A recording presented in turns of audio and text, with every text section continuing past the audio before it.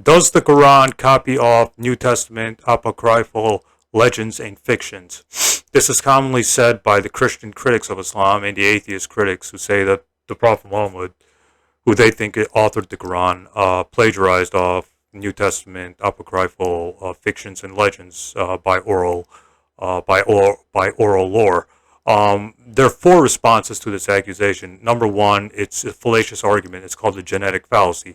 Genetic fallacy is attacking the source of the claim, instead of the claim itself. It's like saying 1 plus 1 equals 2. My second grade teacher said it. My second grade teacher was evil. Thus, 1 plus 1 cannot equal 2. Number two is not every story about Jesus and Mary made it into the canonical New Testament documents. There were a large number of non-canonical books and stories about Jesus in the first century, according to the Gospel of John chapter 21 verse 25 and 2 Thessalonians chapter 2 verse 2. It's very possible that these stories later found in the New Testament apocryphal works were true stories about Jesus and Mary in the first century. Thus, the Quran could be confirming that these were true stories about Jesus and Mary coming from the New Testament times.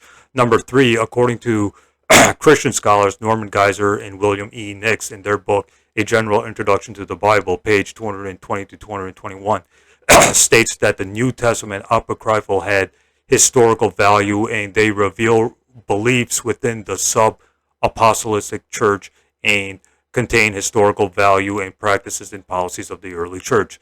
There could have been true stories coming from the disciples passed down orally that made it into the New Testament apocryphal. So it's possible that the stories that Jesus made clay birds and spoke as a baby came from, the disciple Thomas, but didn't make it into the New Testament canonical books, but made it into the New Testament apocryphal books. The Quran states that these stories were unknown to the Arabs in the Quran chapter 11 verse 49.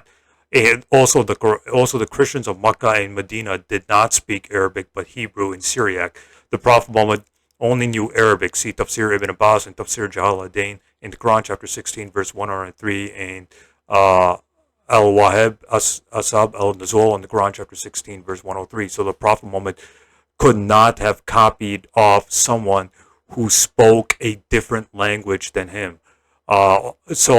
These Christians living in Arabia spoke Syriac, Hebrew. They didn't speak Arabic, and the Prophet Muhammad only knew Arabic. He didn't know Syriac or Hebrew. Also, no direct evidence these stories were in Arabia in Arabic at that time in the 5th and 6th centuries. There's no direct evidence that those stories were circulating in Mecca and Medina in Arabic during the Prophet Muhammad's time. Number five is that even the critics of Islam say that the Prophet Muhammad was sincere. So if the Prophet Muhammad was sincere, he wouldn't have made up the Quran. He wouldn't have made up the Quran from his own mind, or he wouldn't have knowingly plagiarized Christian material.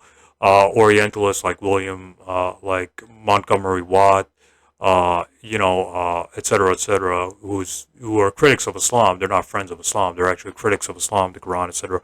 They argue or they agree that the Prophet Muhammad was sincere.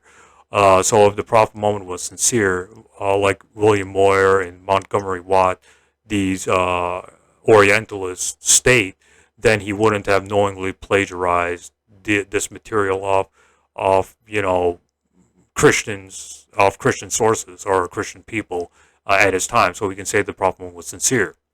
The conclusion here is that it's very possible that these stories, like Jesus speaking as a baby, making clay birds, the Virgin Mary's birth, etc., were true stories that originated from the time of the disciples like Thomas, etc., but were not recorded in the New Testament, but were orally passed on generation to generation until they were written down in the New Testament apocryphal works, like the infancy Gospel of Thomas, the first Gospel of the infancy of Jesus Christ, the Proto-Evangelical of James, Gospel of Pseudo-Matthew, the Gospel of Bartholomew, etc.